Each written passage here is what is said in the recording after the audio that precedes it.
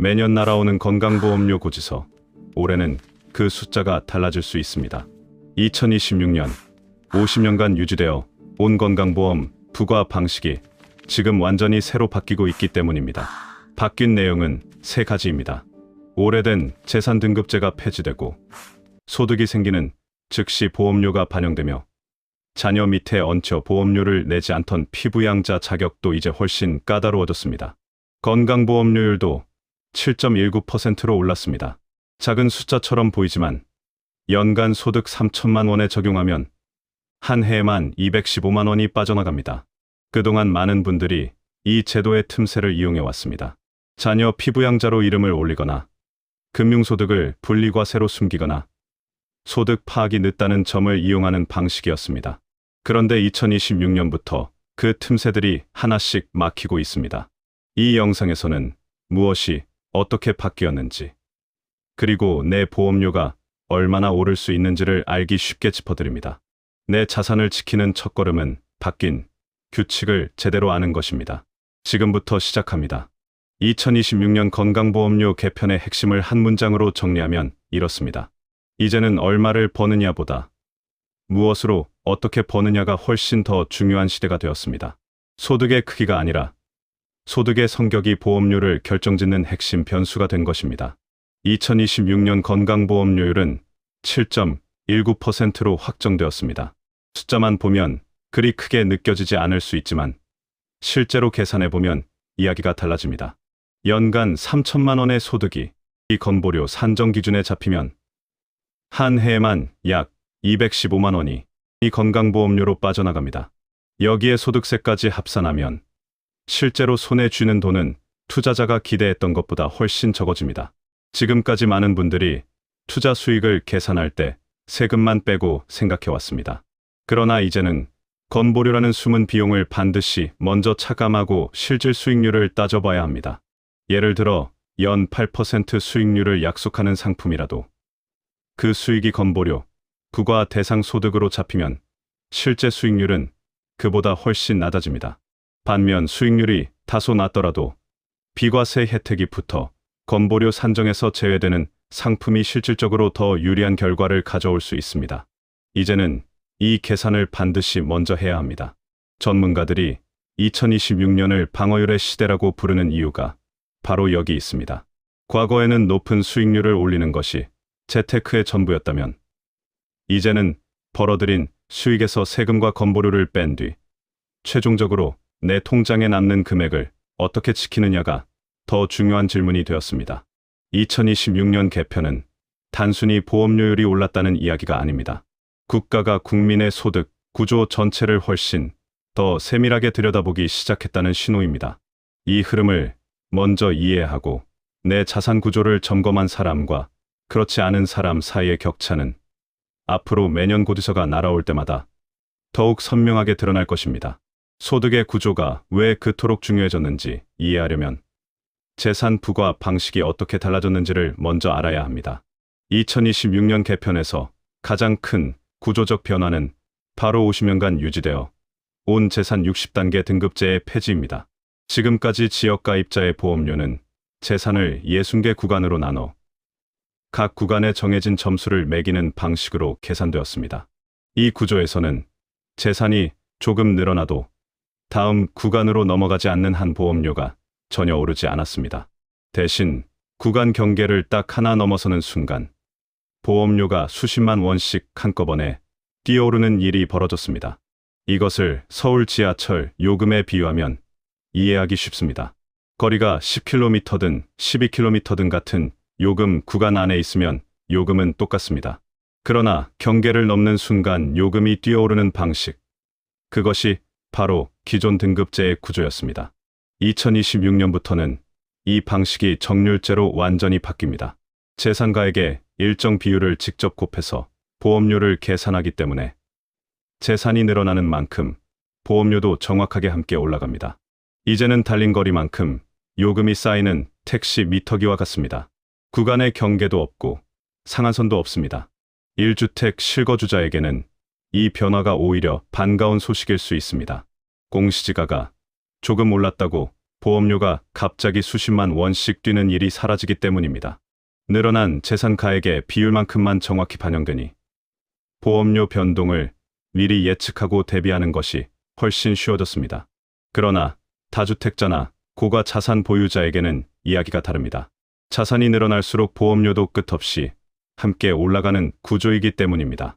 목적지도 없이 미터기가 계속 돌아가는 택시에 탄 것처럼 자산이 많을수록 보험료 부담은 앞으로 더욱 커질 수밖에 없습니다. 등급제 폐지만큼이나 중요한 변화가 하나 더 있습니다. 바로 국세청과 건강보험공단이 소득 데이터를 실시간으로 공유하는 RTI 시스템의 전면 가동입니다. 이 시스템 하나가 지금까지 많은 사람들이 써온 방법들을 한꺼번에 무력화시키고 있습니다. 기존에는 국세청이 파악한 소득 정보가 건강보험공단으로 전달되기까지 최대 23개월의 시차가 존재했습니다. 이 공백을 활용해 소득이 발생해도 당장의 보험료 상승을 피하거나 폐업 이후에도 한동안 과거 소득 기준으로 높은 보험료를 내야 했던 불합리한 상황이 동시에 존재했습니다. 제도의 허점과 피해가 같은 구멍에서 나오고 있었던 셈입니다. RTI 시스템은 이 두 가지 문제를 동시에 해결합니다. 폐업한 자영업자가 수십 개월 전 소득 기준으로 보험료를 내던 불합리함은 줄어들고 반대로 새로운 소득이 생기면 거의 즉시 보험료에 반영됩니다.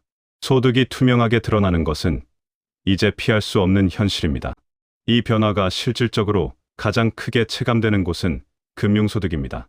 주식 배당이나 이자 수익처럼 이전에는 시간이 한참 지나서야 보험료에 반영되던 소득들이 이제는 발생하는 시점과 거의 동시에 건강보험공단의 데이터에 잡히기 시작합니다. 일단 벌고 나중에 생각하자는 전략은 더 이상 통하지 않습니다. 특히 은퇴 후 금융소득으로 생활하는 분들이라면 이 변화를 반드시 주목해야 합니다. 배당주나 채권 이자로 월 일정 금액을 받아 생활하는 경우 연간 소득 합계가 어느 선을 넘는 순간 보험료가 예상보다 훨씬 빠르게 올라올 수 있습니다. 소득이 쌓이는 속도와 보험료가 반영되는 속도가 이제 거의 같아졌기 때문입니다. 결국 RTI 시스템의 전면 가동은 건강보험료를 더 이상 사후에 정산하는 비용이 아니라 소득이 발생하는 순간부터 함께 계산해야 하는 실시간 지출로 바꿔놓았습니다. 내가 지금 이 순간 올리는 수익이 곧바로 보험료에 영향을 미친다는 사실을 항상 염두에 두어야 합니다. RTI 시스템의 가동과 함께 가장 직접적인 피해를 받는 사람들이 있습니다. 바로 자녀의 건강보험 밑에 피부양자로 등록되어 보험료를 내지 않던 수백만 명의 은퇴자들입니다. 이 문제는 2022년에 기준이 바뀌면서 시작되었지만 실제 탈락자가 본격적으로 쏟아지는 것은 금융소득 데이터가 완전히 통합된 2026년부터입니다. 피부양자 자격을 유지하려면 연간 소득이 2천만 원을 넘어서는 안 됩니다. 얼핏 넉넉한 기준처럼 보이지만 실상은 그렇지 않습니다. 국민연금을 월 100만 원 받는다면 연간 1200만 원입니다. 여기에 은행 예금 이자나 소액의 배당 수익이 더해지면 생각보다 훨씬 쉽게 이 기준을 넘어버립니다. 문제는 이 기준을 단 1원이라도 초과하는 순간 일어나는 일입니다.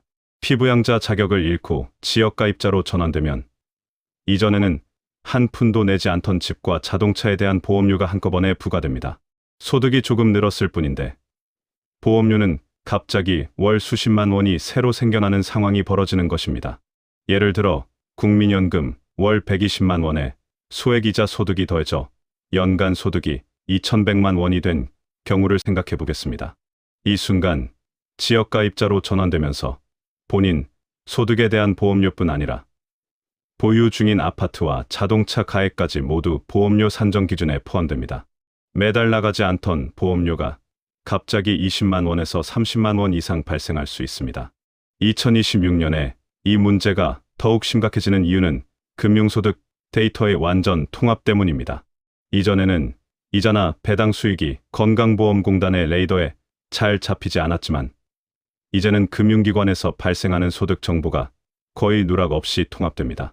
그동안 모르고 피부양자 자격을 유지해 온 분들이 올해 고지서를 받고서야 상황을 인식하게 되는 경우가 크게 늘어날 것입니다. 피부양자 자격 유지가 어렵다고 판단된다면 지금부터 연간 소득 구조를 꼼꼼히 점검해야 합니다. 부부 중 한 명에게 소득이 집중되어 있다면 소득을 나누는 방법을 검토하고, 이자나 배당 수익이 기준에 근접해 있다면 비과세 상품으로의 전환을 미리 준비하는 것이 현실적인 대응입니다. 피부양자 자격을 잃지 않기 위해 소득 관리에 신경 쓰는 분들이 늘어나는 사이, 또 다른 곳에서 예상치 못한 청구서가 날아오고 있습니다. 바로 배당주 투자와 금융소득에 부과되는 건강보험료 문제입니다. 많은 투자자들이 분리과세라는 제도를 철벽 방패로 믿어왔지만 2026년 그 믿음이 흔들리고 있습니다. 분리과세란 연간 금융소득이 2천만 원을 넘지 않으면 다른 소득과 합산하지 않고 15.4%의 세율로 세금을 마무리하는 방식입니다. 많은 투자자들이 이 기준 아래에서만 운용하면 건강보험료에도 영향이 없다고 생각해왔습니다. 그러나 이것은 세금 이야기일 뿐, 건강보험료는 전혀 다른 기준으로 움직입니다. 2026년 현재 2천만 원 이하 분리과세 금융소득에도 건강보험료를 부과하는 방안이 강력하게 추진되고 있습니다. 이것이 현실화되면 배당주 투자로 연간 1,500만 원의 수익을 올리는 투자자는 세금 외에 7.19%의 건보료를 추가로 부담해야 합니다. 연간 약 108만 원이 보험료로 추가 지출되는 것입니다. 더 중요한 것은 심리적 착각입니다. 많은 분들이 배당 수익률 5%짜리 주식을 보며 꽤 괜찮은 수익이라고 판단합니다. 그런데 여기서 세금 15.4%와 건보료 7.19%를 순서대로 빼고 나면 실제 손에 남는 수익률은 기대했던 것보다 훨씬 낮아집니다. 겉으로 보이는 수익률과 실질 수익률 사이의 간격이 이제는 무시할 수 없는 수준이 된 것입니다. 이런 상황에서 전문가들이 주목하는 것이 ISA, 즉 개인종합자산관리 계좌입니다. ISA 계좌 안에서 발생한 수익은 건강보험료 산정 기준에서 제외됩니다. 연간 납입 한도 내에서 배당이나 이자 수익을 ISA 안에서 운용하면 같은 금액을 벌어도 보험료 부담 없이 수익을 온전히 지킬 수 있습니다. 비과세 저축보험 역시 같은 이유로 단순한 저축 수단이 아니라 건보료 방패로서의 가치가 훨씬 커졌습니다. 결국 배당주 투자를 계획하고 있다면 지금부터는 수익률 계산 방식을 바꿔야 합니다. 세금과 건보료를 모두 뺀 뒤에도 목표 수익률을 달성할 수 있는지, 그리고 어떤 계좌를 활용하면 같은 수익을 더 적은 비용으로 가져갈 수 있는지를 먼저 설계하는 것이 2026년 투자의 출발점입니다. 배당주 투자에서 건보료 부담이 커진 것도 문제지만 더 많은 사람들을 혼란스럽게 만드는 것은 따로 있습니다. 바로 국가가 노후 준비를 위해 적극적으로 권장해 온 IRP와 퇴직연금 문제입니다. 세금을 아껴주겠다며 가입을 유도했던 국가가 막상 돈을 수령하는 시점에는 건보료를 부과하는 방향으로 움직이고 있습니다. IRP는 납입할 때 연간 최대 900만 원까지 세액공제를 받을 수 있는 대표적인 절세 상품입니다. 직장인이라면 한 번쯤 세금 환급을 기대하며 가입했을 만큼 국가의 노후 준비 권장 상품 중에서도 핵심으로 꼽혀왔습니다. 그런데 지금 감사원과 건강보험공단은 이 사적연금 수령에게도 건강보험료를 부과하는 방안을 막바지 단계에서 준비하고 있습니다. 실제로 이것이 시행되면 어떤 일이 벌어질까요? 납입할 때는 세액공제로 세금을 돌려받고 수령할 때는 연금소득세를 내고 거기에 더해 건보료까지 추가로 부담하게 되는 구조가 완성됩니다. 절세를 위해 수십 년간 꾸준히 납입해 온 분들에게는 예상치 못한 비용이 노후 수입에서 매달 빠져나가는 상황이 됩니다. 이 상황에서 반드시 따져봐야 할 것이 있습니다. 연금 형태로 매달 수령하는 방식과 일시금으로 한꺼번에 받는 방식 중 어느 쪽이 더 유리한지입니다. 일시금으로 수령하면 퇴직소득세로 세금이 마무리되지만 매달 연금으로 받으면 수령 기간 내내 건보료가 지속적으로 빠져나갑니다. 단순히 절세만 생각해서 연금 수령을 선택하는 것이 더 이상 정답이 아닐 수 있습니다. 물론 개인마다 상황이 다르기 때문에 일괄적인 정답은 없습니다. 보유 자산의 규모, 다른 소득의 유무, 건보료, 부과 여부 등 여러 조건을 함께 따져봐야 합니다. 중요한 것은 IRP나 퇴직연금을 단순히 세금 환급, 수단으로만 바라보는 시각에서 벗어나 수령 시점의 건보료, 부담까지 포함한 전체 비용을 미리 계산하는 것입니다. 국가가 권장한 제도가 예상치 못한 비용을 만들어내는 현실. 이것이 바로 2026년 건강보험료 개편이 드러내는 가장 씁쓸한 모순입니다. 제도를 믿고 성실하게 준비해 온 사람일수록 이 변화를 더 꼼꼼하게 점검해야 합니다. IRP와 배당주 투자의 건보료, 문제를 살펴봤다면 이번에는 지역가입자라면 누구도 피해갈 수 없는 또 다른 부담을 짚어봐야 합니다. 바로 자동차와 재산에 부과되는 건강보험료입니다. 직장가입자에게는 존재하지 않는 이 항목이 지역가입자에게는 매달 고지서를 무겁게 만드는 핵심 요인입니다. 지역가입자는 소득뿐 아니라 보유, 재산과 자동차 가액도 보험료 산정 기준에 포함됩니다. 2026년 정률제 도입으로 재산 부분은 앞서 설명한 대로 바뀌었지만 자동차 항목은 여전히 적지 않은 부담으로 남아 있습니다. 특히 4천만 원 이상의 차량을 보유한 지역가입자라면 차량 가액이 보험료 산정에 직접 반영됩니다. 예를 들어 은퇴 후 지역가입자로 전환된 분이 5천만 원짜리 차량을 보유하고 있다면 이 차량 가액이 보험료 계산에 더해집니다. 소득과 재산에서 이미 보험료가 산정되는 상황에서 자동차까지 얹히면 매달 나가는 보험료는 생각보다 훨씬 무거워집니다. 노후에 여유롭게 좋은 차를 타겠다는 계획이 예상치 못한 건보료, 부담과 직결되는 것입니다. 이 문제를 피해가는 현실적인 방법은 몇 가지가 있습니다. 차량을 교체할 계획이 있다면 4천만 원 미만의 차량을 선택하는 것이 보험료 측면에서 유리합니다. 또한 배우자나 자녀 명의로 차량을 등록하는 방법도 고려할 수 있지만 이 경우 다른 세금 문제와 함께 꼼꼼히 따져봐야 합니다. 단순히 차 한 대의 선택이 매달 수만 원의 보험료 차이를 만들어낼 수 있다는 점을 반드시 기억해야 합니다. 재산 부분에서도 마찬가지입니다. 공시지가 기준으로 산정되는 부동산 가액이 보험료에 직접 반영되기 때문에 부동산을 추가로 취득하거나 증여를 계획하고 있다면 건보료 변화를 반드시 먼저 시뮬레이션 해봐야 합니다. 자산이 늘어나는 것이 단순히 재산 증가로 끝나지 않고 매달 나가는 보험료 상승으로 이어진다는 점을 항상 함께 고려해야 합니다. 결국 지역가입자에게 2026년은 소득, 재산, 자동차 세 가지 모두를 종합적으로 관리해야 하는 시대가 되었습니다. 어느 한 가지만 줄인다고 해결되는 문제가 아닙니다. 세 가지를 동시에 들여다보고 전체 구조를 설계하는 접근이 필요합니다. 지금까지 2026년 건강보험료 개편이 만들어내는 변화들을 하나씩 살펴봤습니다. 등급제 폐지, 실시간 소득 파악, 피부양자 탈락, 배당소득 부과, IRP 모순, 자동차와 재산 부담까지 변화의 범위는 넓고 그 영향은 깊습니다. 이제 마지막으로 가장 중요한 질문을 답해야 할 시간입니다. 그렇다면 지금 무엇을 해야 할까요? 첫 번째 계명은 소득 분산입니다. 부부 중 한 사람에게 소득이 집중되어 있다면 건보료, 부담이 한쪽으로 쏠릴 수밖에 없습니다. 부부간 증여는 10년마다 6억 원까지 증여세 없이 가능합니다. 금융자산이나 수익형 부동산을 배우자에게 적절히 나눠 각자의 연간 소득을 2천만 원 미만으로 관리하면 피부양자 자격 유지는 물론 전체 건보료 부담도 크게 줄일 수 있습니다. 두 번째 계명은 비과세 상품의 선점입니다. ISA 계좌는 연간 납입 한도 내에서 발생한 수익이 건보료 산정에서 제외됩니다. 비과세 저축보험 역시 마찬가지입니다. 이 두 가지 상품은 단순한 절세 도구가 아니라 건보료를 막아주는 방패로서의 역할이 2026년 이후 더욱 커졌습니다. 한도가 정해져 있는 만큼 가능한 한 빨리 채워두는 것이 유리합니다. 세 번째 계명은 수령 구조의 재설계입니다. IRP나 퇴직연금을 보유하고 있다면 연금 수령과 일시금 수령 중 어느 쪽이 실질적으로 유리한지를 지금부터 꼼꼼히 따져봐야 합니다. 단순히 연금 소득세율이 낮다는 이유만으로 연금 수령을 선택하면 수령 기간 내내 건보료가 추가로 빠져나가는 상황이 될 수 있습니다.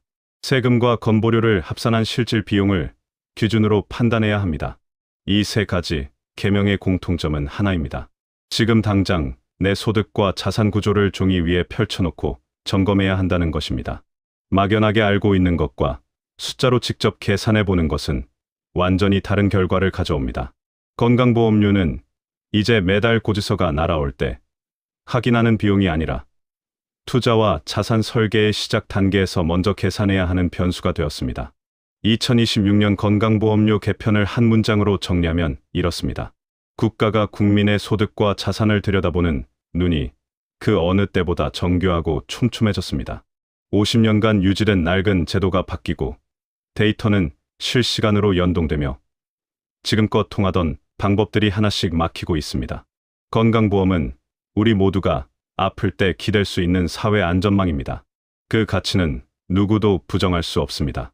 그러나 제도가 바뀌는 속도를 따라가지 못한 채 준비 없이 고지서를 받아드는 순간 평생 쌓아온 자산이 예상치 못한 곳에서 조금씩 새어나가는 경험을 하게 됩니다. 오늘 이 영상에서 살펴본 변화들은 먼 미래의 이야기가 아닙니다. 지금 이 순간 내 통장에서 빠져나가고 있거나 올해 고지서에 이미 반영되어 있는 현실입니다. 중요한 것은 이 변화를 먼저 이해하고 내 상황에 대입해보는 것입니다.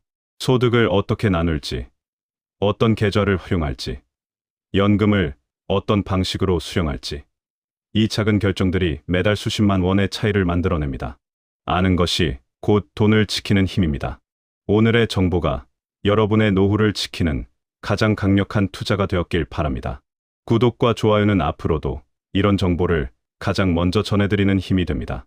다음 영상에서 다시 찾아뵙겠습니다.